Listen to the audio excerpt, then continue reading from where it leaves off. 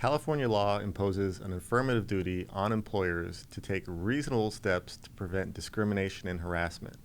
And that includes a requirement to have a written policy. So let's talk about your harassment, discrimination, and retaliation prevention policy.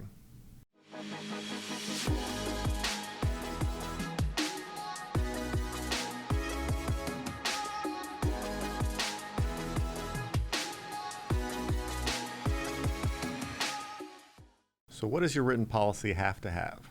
Well, it needs to list all of the currently protected categories under the Fair Employment and Housing Act. And as new categories get added, your policy is going to have to be updated. It should also state that the policy prohibits harassment or discrimination by coworkers, supervisors, managers, and also third parties who come into contact with the workplace and with your employees. Now, your policy also needs to create a complaint process that does not require the employee to report directly to his or her immediate supervisor.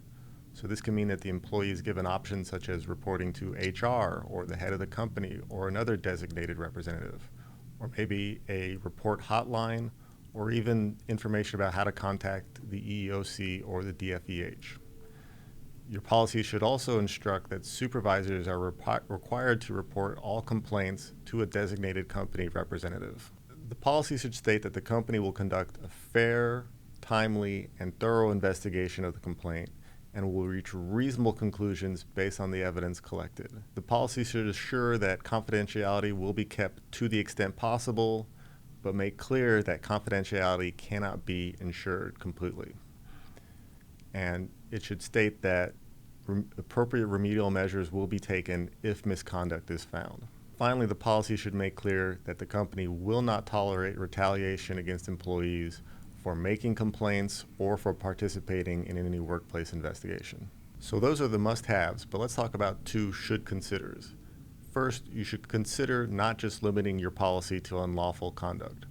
Rather, you should also prohibit unprofessional behavior so that you have the flexibility to address conduct and behavior before they rise to the level of unlawful conduct.